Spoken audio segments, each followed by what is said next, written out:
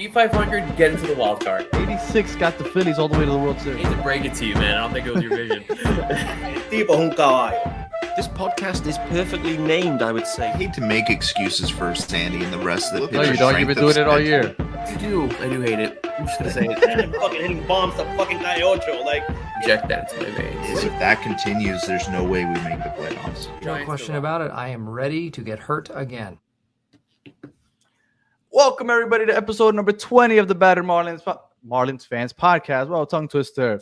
I am your host, Daniel Granada. Alongside me, as always, is Callie. We're missing two Battered Marlins fans, but not to worry. We have a very special guest helping us fill in. How are you doing, Callie? I'm great, baby. I'm here, happy to be alive. A lot of you probably know I'm an educator, so school's starting back up. The summer is over. We're back. And speaking of which, that's why I got on my head what I do. All right, I have I'm not going to say the school's name because why not? But I'm also a baseball coach there. This is our hat. I know some of the boys, some of the coaches watch, so special shout out to them. We're getting back at it starting next week. And yeah, we're ready to go, baby. More baseball for me.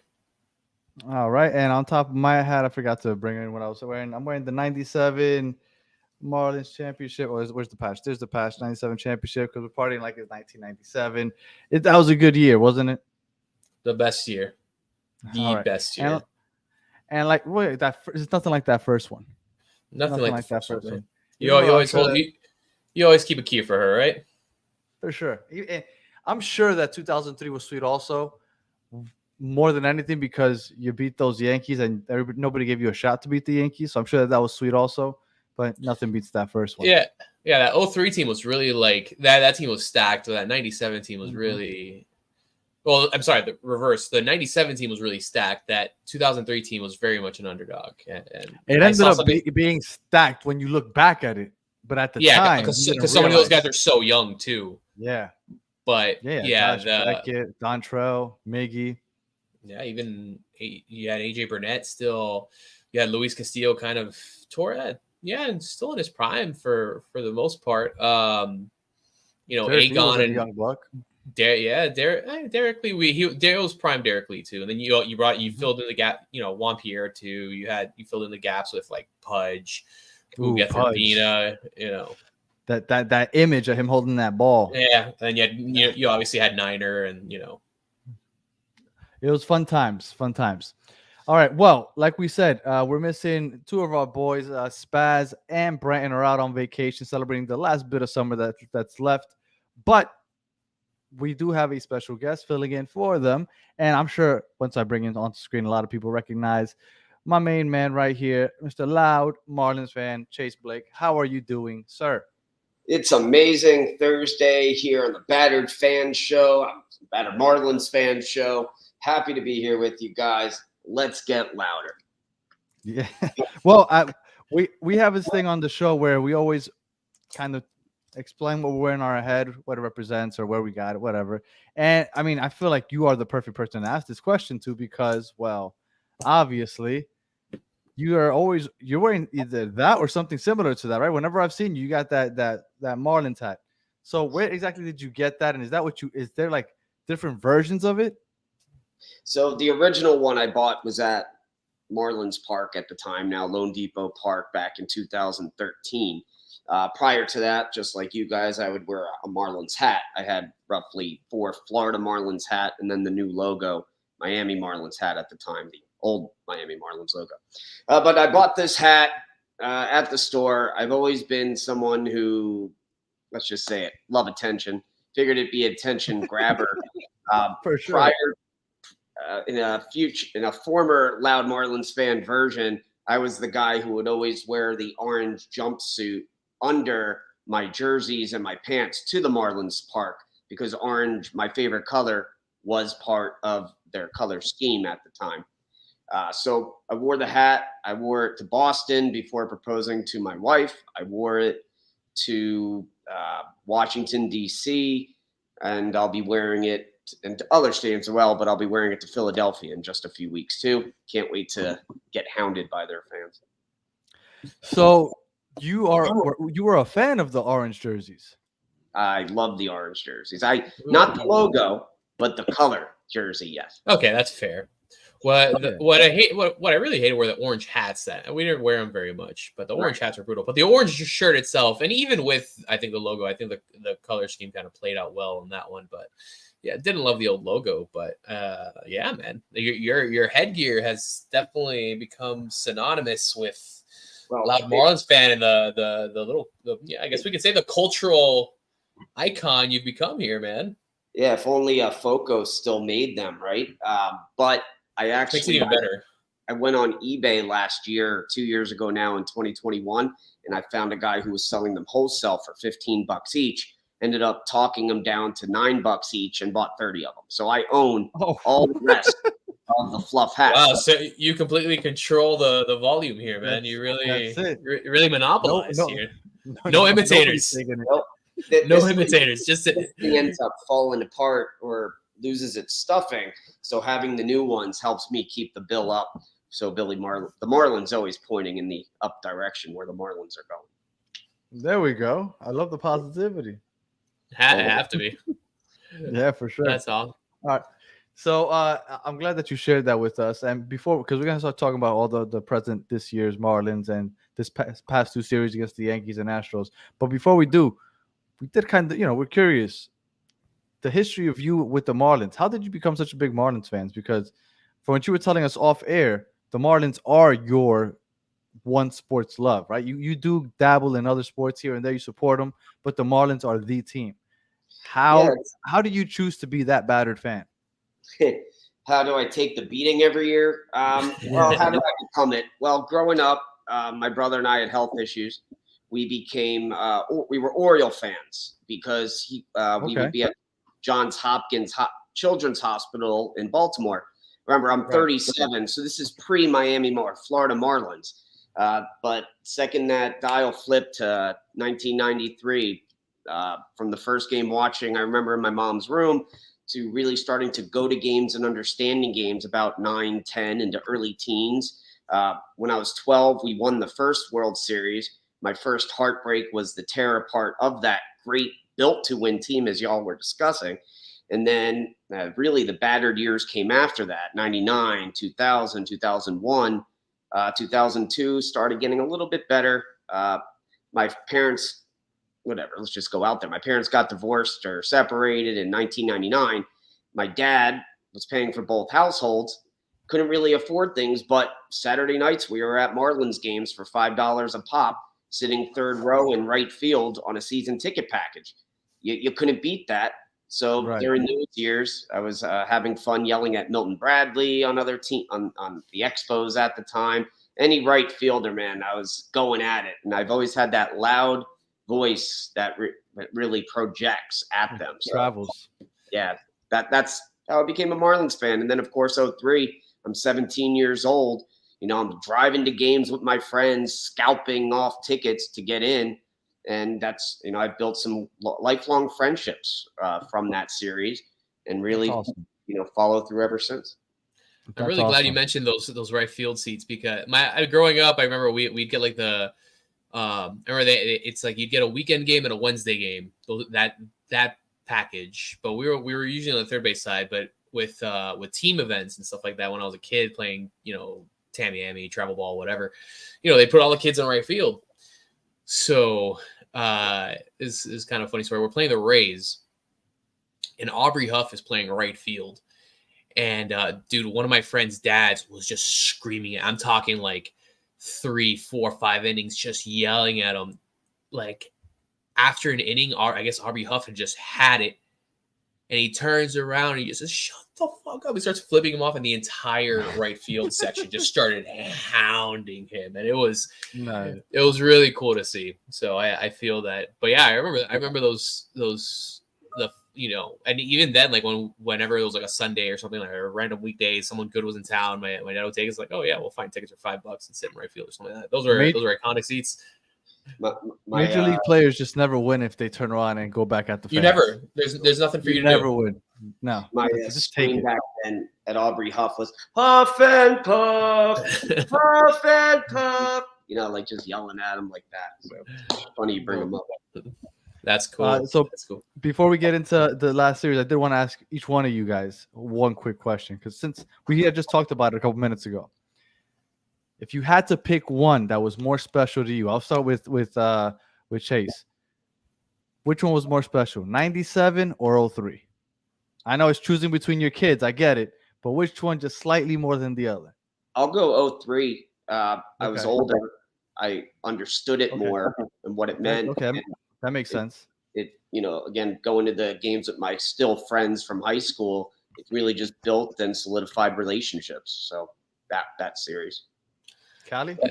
Yeah, it's probably 03 as well. I'm a little younger than you, LMF, not by much, but a little bit. But I remember 2017, like I was still a kid, so there was still something like really magical about that, like larger than life, like kind of Disney movie type of stuff. Don't even understand the business side yet. Yeah. And then seeing the tear down after the fact, like again, you're just a kid, and it's heartbreaking. But 03, I was already, I was grown up, I was a teenager, and seeing that in an age where I'm playing baseball and I was pretty decent at it. Like I started envisioning what my future might look like, and being able to see that like in my own backyard. And I think I've said it on here before, but in the 03 World Series, I went to Game 4 when Egon hit the walk-off.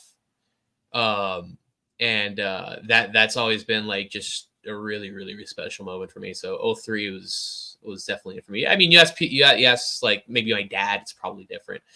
But Gary, 97, I actually have a ball signed by both Captain Jack and Jim Leland. I'm gonna go get it when I have a second. I'll show you guys. But yeah, I'd say 03. My thing has always been, but I'm biased because Edgar Renteria was always my guy. It's Colombian. It's my favorite shortstop. Well, second favorite shortstop of all time. So I'm sorry, just reading the comment. To me, 97 was just always so special because of Edgar Renteria hitting that walk off. To me, that was sweet because I am Colombian and my favorite player at the time. And Sports Babe, I ain't worried about LA or San Diego this week. I'm a little worried about LA. San Diego, not as much, but traveling out west is always tough. The last time we went out west, it wasn't even necessarily against the hardest competition, right? But we got rocked by the Rockies, no pun intended. And we didn't fare very well the last time we went out west. So I am a little worried about it, but we'll see. And we're gonna get into that series a little later. And there it goes. Yeah, I got Jack McKeon on this side, and you got Jim Leland. That's awesome. Right over here, got the certificate of authenticity. Got my little name tag. So I got a ball from both the managers. Did you get it hand signed yourself? I did not, no. No, I had to spend money on that, unfortunately. I got it more so when I was an adult and my degenerate memorabilia habits started to kick in. Awesome. Yeah, I need to pick up my memorabilia game. All right, well, since we were talking about 97 and 03, I guess that is a perfect transition. 03, we transitioned over to last weekend. Flashback Friday, started celebrating that 2003 championship against the Yankees. I've been asking for them to celebrate that World Series all year. They finally, I guess it makes sense that they waited for the Yankee series to do so. But they did, and there was a crazy turnout this weekend. Was it a little suspicious that it was exactly 101, right? Like 100,001 people that attended that stadium this weekend. But awesome turnout. The most people that have showed up to Lone Depot Park for a weekend series. And then, they won 2 out of 3. And we're going to get into the series now. But overall assessment, what did you think of the weekend series, Loud? Because I know I saw you dancing around after the victories. Well, I was there Friday and Sunday. It's always a great experience to see Lone Depot Park. 2003, yes. For sure. It's always nice to beat up on the Yankees because I hate the Yankees. I promised I'd not curse that much on here, but I did not grow up a Yankee fan. My brother, may he rest in peace, was a Yankee fan. In the World Series, he had his Yankee hat on and his Marlins jersey, so he was split back then. But it's just something about shutting their stupid fans up for screaming 27, 27, 27. You know why you don't have 28? Because of us. You know why you started a losing streak? Because of us. Eat it. They won 1-09, but I get it for sure. Callie, what did you think about the weekend? Man, I gotta admit, after game one, we got shellacked pretty good, 9-4. We came out strong, but I mean, by the fourth inning of the game, it was just over. So I was a little worried. You know, Luzardo hasn't been at his best lately, and that showed its ugly face in game one. You know what? Let's jump ahead before we get into the other games. What do you think about Luzardo? Because he has been kind of off. I mean, I think we came into the season thinking Sandy and Luzardo are two top guys, but it's obviously Sandy and Braxton now. What do you think, Callie, of Luzardo before I go to LMF about Luzardo? Man, it's that time of the season. We have to remember it. And when we had Mish on, and if you didn't see that episode or listen to it, I'd go back to our last episode when we had Craig Mish on.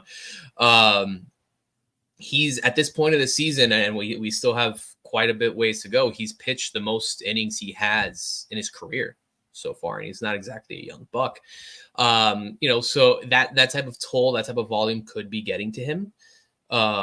You know, obviously we need him to hold out now through to the end of the season and you know, keep pushing for the playoffs. But I just think it's a matter of, you know, he's in a position that he's throwing more than he has before. And you know, that's going to happen. And again, you know, the Yankees, as bad as they've been, they're a team that can hit, you know, and then the start last night against the Astros, you know, as they're the best, you know, them and the Braves are the two best teams in baseball. They have a lot of guys that hit baseballs very, very hard. So, you know, we knew we were due for one like that against the Astros. We'll get into that series more, but, you know, facing a couple tough lineups back to back. And on top of that, just that innings count is getting high. That pitch count is getting high, and fatigue has to be setting in. So, Chase, do you think that maybe they should skip a start for Luzardo? Yeah. I was talking to Peter Pratt, our friend from overseas, on Locked On Marlins this afternoon. This was one of the topics of our discussion. Luzardo's at 133 innings. But last year, he threw 100 innings. But he had that broken up between like two parts of the year because he missed 8 to 12 weeks. I forget the exact amount of time. He's never thrown this much in a season. He'll say his arm's not wearing down. They'll say the speed velocity is not going around. But, I mean, it's the eye test, right? And the eye test is telling you something's up. And it's now 4 games straight. He hasn't had a great start or thrown over 7 innings since the Rockies series. I think that was July 23rd without looking. And he's just, you know, he's struggling, which young pitchers do, and you could understand it. So I wouldn't have him face San Diego. That's going to be his start. I think he's the second start in San Diego. I don't want it becoming Slam Diego. I prefer to give it the rest. Well done. I prefer to give him the rest, and maybe Edward Cabrera, who's good at it right now in AAA, come up and get a spot start, or even Ryan Weathers has been doing well since going to AAA. Have him face his old team. He has to know something that we don't. But yeah, skip a start. Let him come back versus the Nationals at home. He beat up on the Nationals in June. He'll do it again. Give him the rest.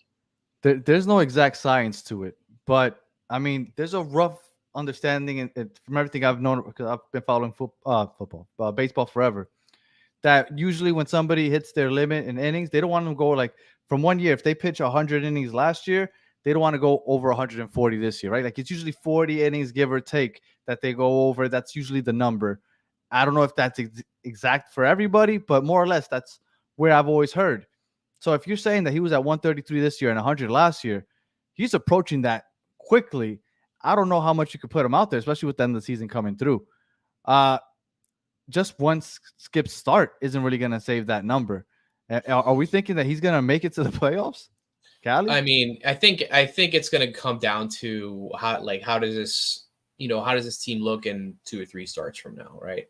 So we see that we're still in contention and we still have a chance. I think I'd imagine that you know, he's going to fight through it and we're going to keep going. But if we see, you know, this, you know, a kind of downward trend, we see things kind of start to spiral, That's when we'll see guys like Sandy get shut down. We'll see Luzardo get shut down. Yuri's going to get shut down eventually. And then that's when we'll see the Ryan Weathers, Monteverdes, those type of guys start getting some serious play. So I think we have about we're close to a month in terms of when September call-ups really start happening. So Right. depends where we are when we moving get on- there, I guess. Moving on to the fun part of the Yankee series. Saturday, Sandy, the dominant Sandy we've been waiting for, finally showed up, and he mowed down the Yankees. Is this the Sandy is he finally here? Because I felt like he wasn't here. Just after the Marlins didn't trade for vet. Yes, 100%. Because now we're talking about possibly skipping the Luzardo start, and we're counting on Cueto. Is he like our third now? Is he third in the rotation? Like it's scary. But Sandy, is he back? Cali? I feel like we have this conversation every time he has a good start. He's I mean, his last few outings have been solid. Obviously his last outing was spectacular. We're in the position now that if he's getting hot and he's really turning it on and getting in that groove, he's doing it at the right time, because this is when we're at that point of the season now where every single game counts. So I think, I mean, I want to say he's back, and I think we're starting to see more run support now too. I think the additions of Berger and Bell have been huge. And yes, and then addition by subtraction, getting rid of a guy like Segura, who just seemed to kill rallies, kill innings almost every time he came up to hit. The bats I have no complaints about right now. I really don't. So maybe with this new boost in the lineup and hopefully hopefully he's back, and how Historian just said in the chat, he's got that look in his eyes again, and I'm right there. He's got the LeBron in the playoffs look eyes again. So yeah, when he came out in that 8th inning, he made it known, I'm gonna be back out there on the 9th the way he was looking. Chase, we finally confident Sandy is back and we can ride this horse until the end of the season?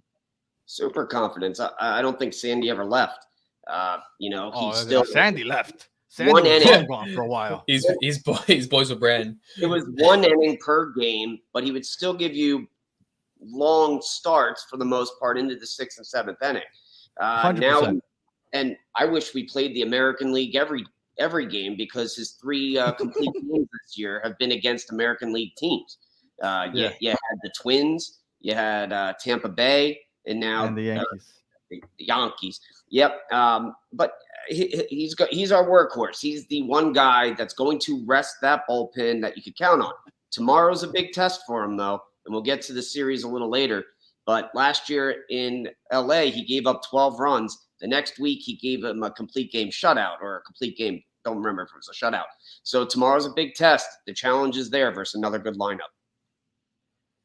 Yeah, it doesn't stop. So Sandy shut him down. Series was even 1-1, but then we get to Sunday, and Sunday was the fun part, right? That's when the Yankees basically took over. They looked dominant. Yuri Perez, unfortunately, did he get pulled? Was it in the 4th that he got pulled? Yeah, he got pulled. I think it might have been. I think it might have been the 4th. And honestly, I thought the game was over. I did not see that comeback coming, but they came back, and the cardiac fish made it happen. Josh Bell made a crazy run from first to home in the 8th inning off. I want to say it was a Brian De La Cruz double, and he made it from first to third, cut the lead to was it 4 maybe, and then they came out and completely came back. And let me tell you something. Usually when these comebacks come, it's when the opposing team kind of takes it easy. They put in like just a random reliever, nice big lead. Go ahead, just get 3 outs for us. They put in Clay Holmes. Like, they wanted this game, and the Marlins came back anyway. Is it possible that there is a game in a season? I know maybe losing 2 out of 3 to the Astros kind of debunks what I'm about to say, but is it possible for a game in the season to kind of like spark plug the rest of the season? Because after that game, that's what I felt like. This is one of those innings, one of the results, one of these games, one of these feelings that gives you like momentum riding out for the next 40 games that are left in the season. Callie, what do you think? Yeah, yeah, I absolutely think that that can be the case. And I mean, I can say from when I played, if you're in a slump, you guys aren't hitting, the pitching's not there. Sometimes it takes just a comeback. It takes, beating somebody a little better than you or someone that's supposed to beat you and to kind of turn things around. And we talk about dropping 2 of 3 to the Astros, but we scored 5 runs in each of the game. It's not like we rolled over and we got shut out. And the game yesterday was within reach until they unfortunately broke it open. You really look at that the Astros game yesterday, it was the Astros won in the first and in the ninth. It's not like they beat us for 9 innings. They beat us in 2, and we play. I'd say we played better in the other 7, but that's a team that unfortunately, like, they're just going to hit, man. And there's a reason that they're likely going to be in the World Series again. And so, but we've played much better since the Yankee series. I want to say that maybe not one game and maybe not that comeback, but I think that series as a whole, I think that can be a turning point, considering that we were talking on here last week how we're not very confident in this Yankee series. We're not very confident in the Astro series. But moving forward, like, yeah, we go on the road now. We got the Dodgers, we got the Padres, and they're both going to be very, very tough. And we know how those West Coast trips can be. But, I'm feeling confident. I'm feeling a lot better going into the series than I did a week ago. Yes, so. I agree.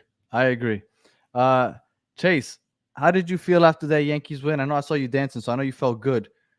But do you feel like, and Chase just disappeared, so maybe he didn't feel as good as I thought. So he's back. We're back. Yeah, we're back. Does that make you feel confident in this team and what they showed? And I'm not sure if he's back, so I will move on. All right, so I'm gonna move on for the time being. Hopefully he can get back on. So I guess let's move over to the Astros while we wait for Chase to get back with us. Astros, you and I both thought that there was a real possibility that maybe they would get swept. The Marlins, that is. And Chase is back. So we thought that was a real possibility. And I guess that I'll get your take now, Chase. Sorry. Real quick, Yankees. After that win, did that make you feel a little different about the outcome of the season? No, I'll take it. Oh, I think we lost him again. All right, so the series against the Yankees, the comeback, it just continues that rally that we're going to put on, right? This team does not give up. That's one thing I think Skip brought in, because last year's team under Don Mattingly, man, you go down by 4 or 5 runs, even 3 runs, you weren't coming back. The lineup's a bit different, but this team will never give up. And yeah, that game, sure, changed the momentum. I mean, we continued it on into the next day when we won the game versus the Astros. Didn't take the series. We'll discuss the Astros series, but yeah, the momentum keeps riding. And this team, feel free to jump into the Astros series now. Go ahead. Right. So yeah, I mean, you go against the Astros, the world champs. You're going against their 3 best pitchers, so to say, on their roster, and your team beats up the Valdez. I think it's Valdez on the first game. You get the back to back. I mean, we haven't seen that since I was in 1998. I was 10 years old or 9 years old. So that's. I was crazy. Gonna ask if that's ever happened in Marlins history before. 1998 was the first time. I believe it was Cliff Floyd, Derek Lee, and I'm forgetting the third. But yeah, that happened once before. Never at home. It was in St. Louis. In St. Louis, I believe what he was about to say. And I had never, I thought that had never happened before. That was wild when they went back to back. Yeah. So how did you feel when they took that first game? Because I thought riding that 2 games against the Yankees and then winning that first game against the Astros, I was like, you know what? The Marlins are back. Like, they're back. Yeah, man. It was really, and it wasn't just a 5-1 win. Like, we won that one pretty convincingly. We had 2 big innings, but Braxton Garrett was fantastic. One of the better games I think he's had this season. And again, man, we're swinging the bats. This is a team that hits now. This is a team that they're, and again, a lineup that's getting hot at the right time, which is fantastic, which is what we want. So the first game I felt great because I remember last week I was saying how I'd be hard pressed to see us get one win. Same here. We found a way to do it, and man, we played good in the other two games. Just Astros are just a little better, and that's fine. So I'm not upset with the series by any stretch. Obviously again, Luzardo got lit up. We came back, and then we kind of blew it again at the end. But I'm happy with how we performed against how LMF mentioned. We beat up their three best pitchers. Man, we're hitting the balls. We're hitting balls hard. Just need to, again, and it's been the story and kind of how Fish on First mentioned earlier in the chat. We don't have the pitching, man. We thought we'd chase one by the deadline, and that just wasn't the case. So it's going to come down to the guys we got. I think the biggest part of that game that nobody really talked about was that Braxton got out of that bases loaded jam. I think it was in the second inning. Didn't give up one run, and that could have been the difference because they get just one double, bring in 2 runs. That game could look completely different. And I thought that gave us a lot of momentum. And yeah, man, that was awesome game. Ended up losing the next 2. But like you said, we put up runs. Just Astros scored more than we do. Now, Cueto lost that second game. Now, we were talking about Luzardo and how Luzardo might, maybe skip a start or whatnot. We're not sure how he's doing. And then Yuri Perez, I mean, I can't imagine that Yuri's going to be running out here consistently every 5 days from now until the end of the season either. So, are we now seriously just going to depend on Cueto as our 3rd or 4th starter consistently, like for the rest of the year? Because I'm assuming that's where we're going. Am I right? Unfortunately, man, yeah, I think that's kind of where we're at. That the Cueto we saw was the Cueto that I think we all kind of expected. And again, credit to the Astros; they're a good team that hits baseballs hard, man. But it was deflating start. Even though we competed, man, we were kind of going neck and neck till the end when they hit the bomb off of the puck. But unfortunately, I think with who we got and who's healthy, I don't think we're getting Rogers back at this point of the year. We know a couple guys are on the shelf for next year, so this is where we're at. If you look at it, even with Cueto starting in that second game, he didn't have a horrible game. He's going to give up a bomb. He gave up 4 through 6, which isn't. I mean, you want better, but it's not terrible either. If you look at that, how we lost that game, it was the collision in left center field where one guy's waiting under the ball and the other Jazz just charged into DLC. That really hurt us because you can't, in a guy like Cueto, when he's doing all right, you can't give the other team extra at-bats against him. So you just got to clean up that defense. And, that game was ours to have, and that was the turning point. As I usually do, I usually go over the numbers over the last 7 games, or over the last 7 days, which is the last 2 series. Josh Chisholm, because I wanted to bring it up just because you brought him up. He went 10 for 20. No, I'm sorry, not 10 for 20. He went 4 for 20 with 10 strikeouts over the last 2 series. How are we feeling about Jazz right now, Chase? Jazz came back hot both times off the injuries. He's starting to cool down. I mean, he had a double and a triple in the second game, but these 0 for 4s, 0 for 5s with the strikeouts are just hurting us. He seems to be wanting to hit a bomb at every at-bat and needs to calm down at that. But, they all go through it. He hasn't been here much of the season. This is his time to get the kinks out into the push in September. He's going to be in there. We need him in there, and we need his back going. Yeah, with Jazz, where I'll give him the benefit of the doubt is that, obviously he's been hurt a couple different times this season. It's really hard to get in rhythm, and now he's finally starting to see some volume again.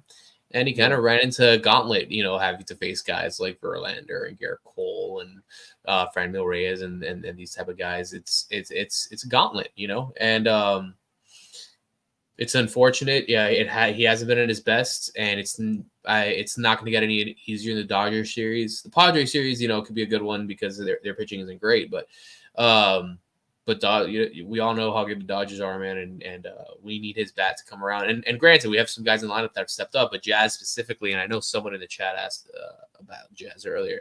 But it's discouraging, but I'm not worried about it just yet. Just again, he's seeing volume for the first time again this season, and now hopefully he can build some sustainability and get some consistency at the plate. Well, Josh Bell has been playing great, and Jake Berger, the last two series, was batting .500. He had 3 doubles. That's a big boy running those bases, 6 RBIs. So those 2 acquisitions definitely have been helping. We were a team that basically just played off of contact, but it's nice to see a little power here and there. Look at even Luis Ariz, 2 home runs over the last week. Love to see that. Love to see a little pop in that bat. All right. Go ahead. No, I was going to say that, we definitely saw kind of a, with guys like Bell and Berger coming in, these are guys that hit the long ball, that chase the long balls, and Bell I think he's been with the team for 13 days, and he has 5 bombs with us already. Like that's ridiculous, and Berger, I think it's I forgot who it was. It's a Marlins writer that was calling him like the exit velo king. And if you're listening, I'm sorry if I'm forgetting your name at the moment, but yeah, it feels like Berger smokes the ball every time he hits it, and it's good to kind of inject that power that we've needed because we've relied kind of on Soler, and then we've had flashes from like Jesus Sanchez, Jazz, even DLC's kind of had some stretches there, so it's nice to get some pop. I was banging the table before the deadline. Let's get some power. Let's get some home runs in this lineup. And obviously came and listened to the show, and she went and got it. But it's fun. It's fun. Again, our lineup's a lot of fun to watch right now. And like us hitting baseballs, I'm not worried about right now. I think this is a team that even when we have guys like Jazz kind of slumping, we have enough guys, like enough actual bats in the lineup that will kind of pick up the slack.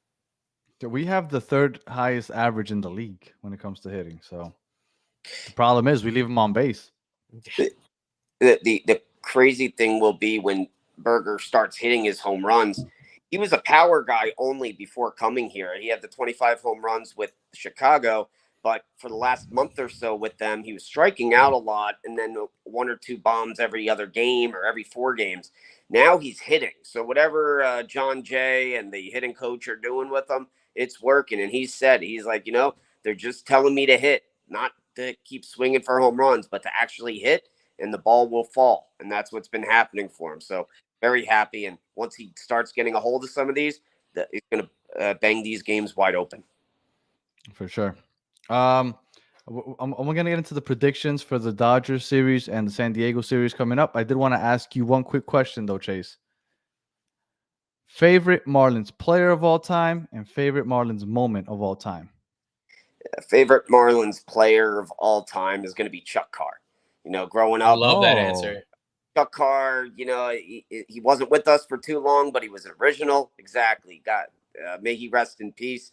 I think he passed away in December.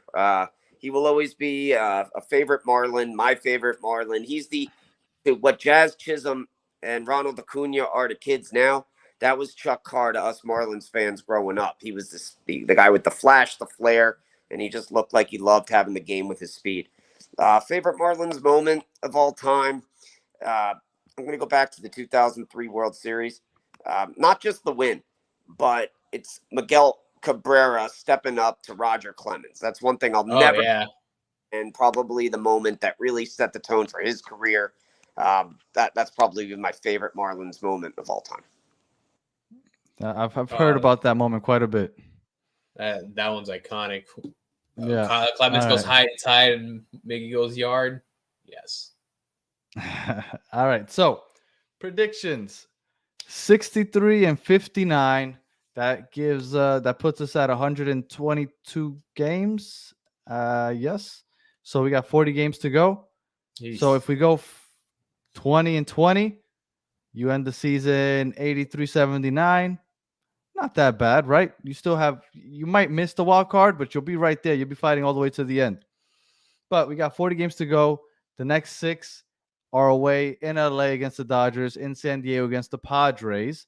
So this is the part of the show where we do our predictions. And I will start with you, Mr. Chase Blake, loud Marlin fan. What are you predicting for the upcoming 6 games? All right. I think that it's going to be a 500 road trip in any order. I feel like we have the better pitching in the first 3.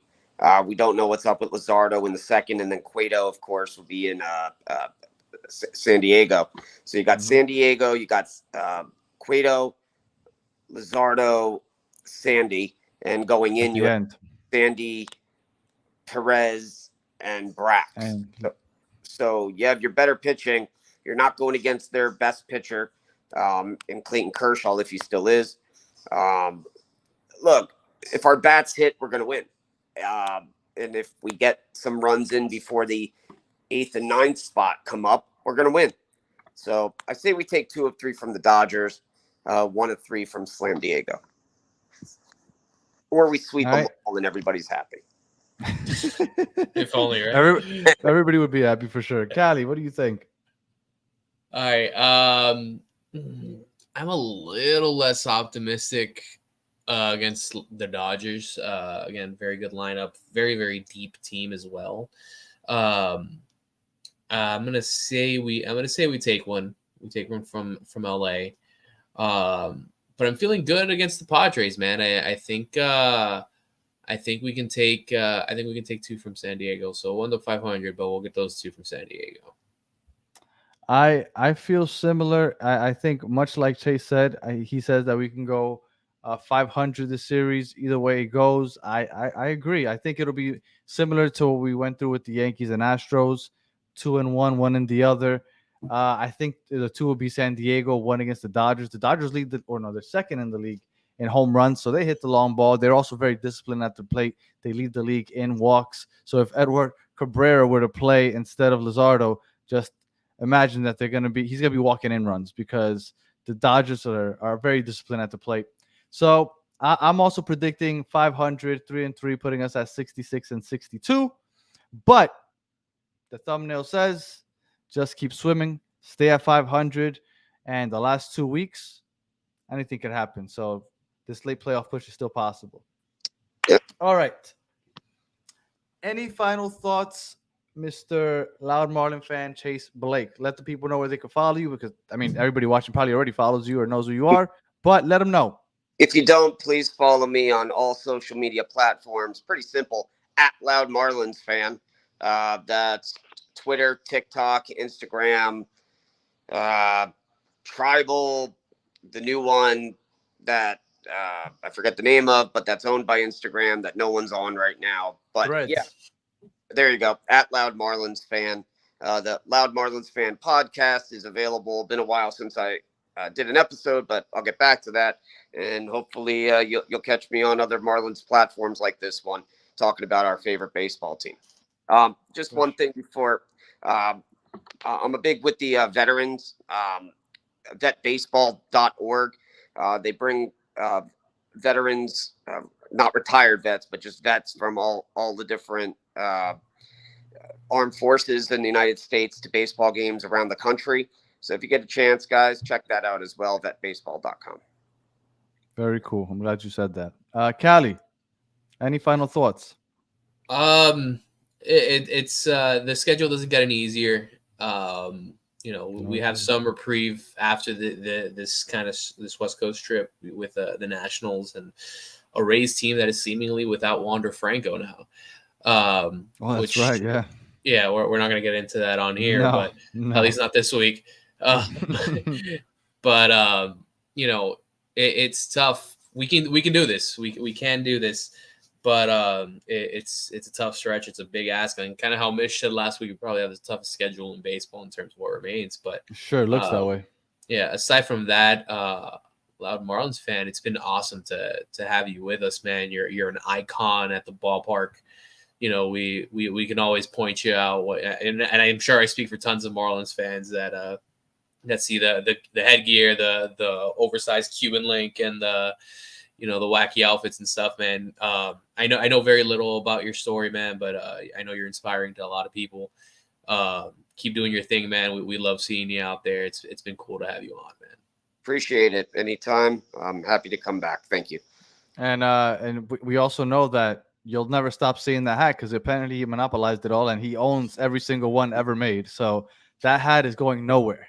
Nope. Yeah. So anyone, if you see a similar hat in public, you need to swipe it and you need to get it to DM loud Marlins fans to keep this monopoly going. Snatch them all up. Exactly. All right. So if you are listening on audio, we appreciate you listening all the way to the end. Please like, subscribe, review, comment, share, all that other good stuff. And if you're watching on YouTube, thank you for watching all the way to the end. If you were watching live, thank you. And for those that commented and were part of the chat, as always, you guys are the best part of the show. We appreciate you being part of the show. And until next time, have a good one. Oh, that's right. And just keep swimming.